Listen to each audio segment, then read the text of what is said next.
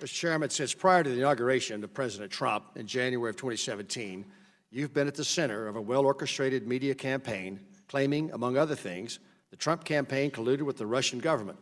Indeed, before the appointment of Robert Mueller as special counsel, you alleged during one of your frequent television interviews that there was, quote, more than circumstantial evidence, quote, of collusion, but that you could, quote, not go into the particulars, close quote. Your repeated public statements, which implied knowledge of classified facts supporting the collusion allegations, occurred at the same time anonymous leaks of alleged intelligence and law enforcement information were appearing in the media.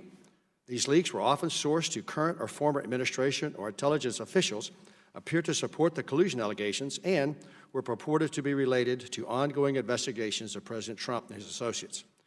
As you know, the committee has long been aware of and actively engaged in intelligence oversight activities related to Russians' malign activities. As part of our duty to oversee the actions of the intelligence community, we conducted a thorough investigation related to the 2016 Russian efforts to interfere in our elections. This investigation included a review of the allegations that the Trump campaign colluded with Russia. The committee found no evidence that President Trump or anyone associated with the Trump campaign colluded, coordinated, or conspired with the Russian government. The minority views, which you submitted, were attached to our committee's findings, and yet your views did not provide any evidence to support the claim of collusion. On March 24, 2019, the special counsel delivered his findings to the government, to the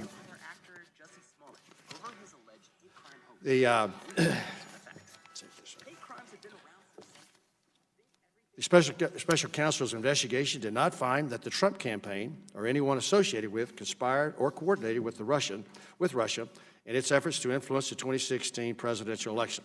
Special Counsel Mueller's findings are consistent with those of this committee, as well as the public statements of various senators on the Senate Select Committee on Intelligence. Despite these findings, you continue to proclaim to the media that there is significant evidence of collusion.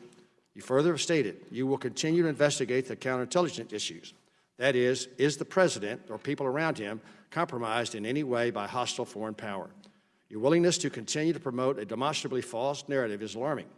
The findings of the special counsel conclusively refute your past and present assertions and have exposed you as having abused your position to knowingly promote false information, having damaged the integrity of this committee and undermined the faith in the United States government and its institutions. Your actions, both past and present, are incompatible with your duty as chairman of this committee, which alone in the House of Representatives has the obligation and authority to provide effective oversight of the U.S. intelligence community. As such, we have no faith in your ability to discharge your duties in a manner consistent with your constitutional responsibility and urge your immediate resignation as chairman of the committee. Mr. Chairman, this letter is signed by all 9 members of the Republican side of the House, of the committee, and I ask unanimous consent to be entered into the record of today's hearing. I yield back. Without objection, I'm going to turn to our witnesses who are the subject of the hearing today, but before I do, and as you have chosen, instead of addressing the hearing to simply attack me, consistent with the President's attacks, I do want to respond in this way.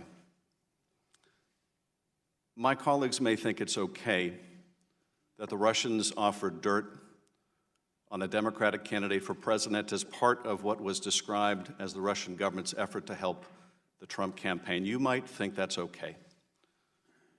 My colleagues might think it's okay that when that was offered to the son of the president, who had a pivotal role in the campaign, that the president's son did not call the FBI.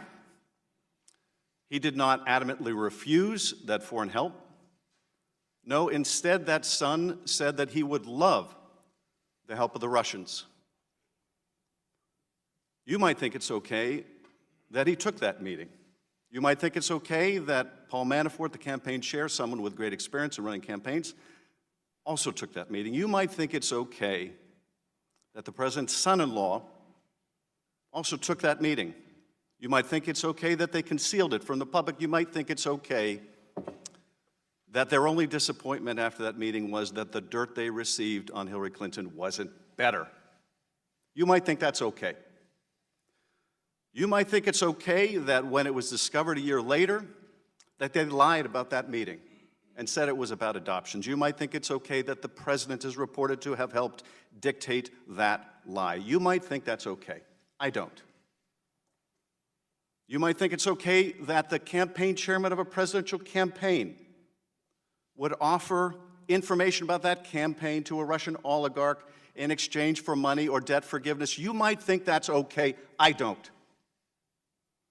You might think it's okay that that campaign chairman offered polling data, campaign polling data to someone linked to Russian intelligence.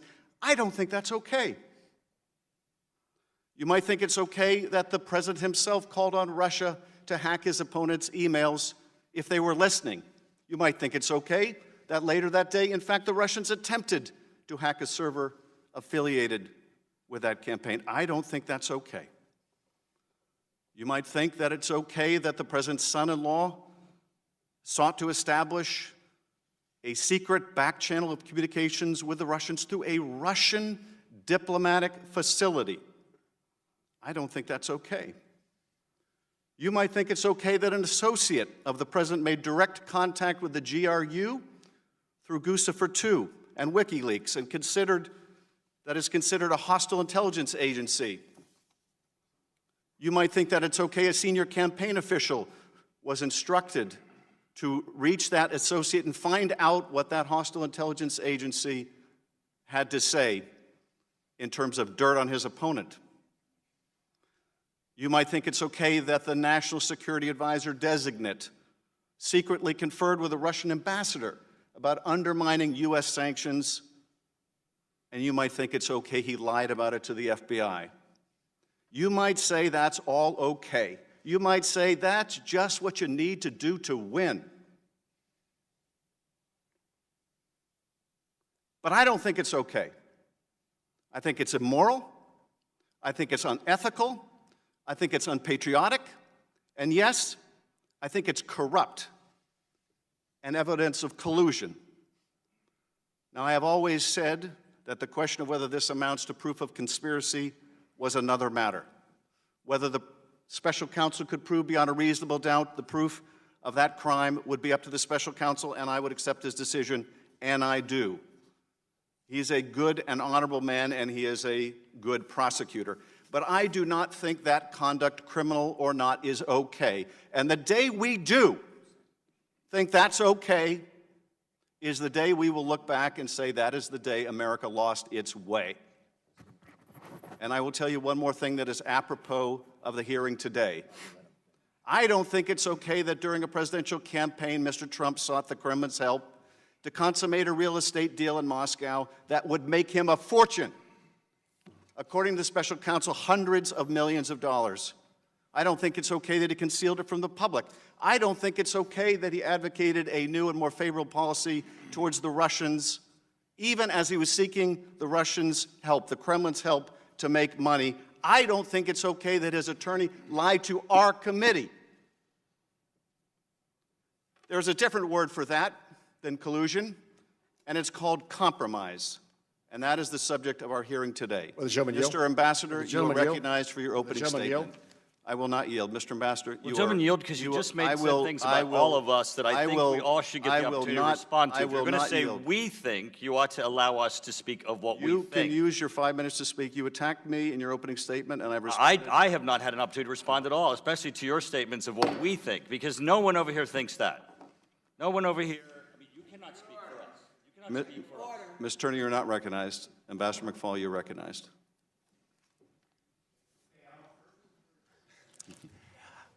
Thank you, Mr. Chairman.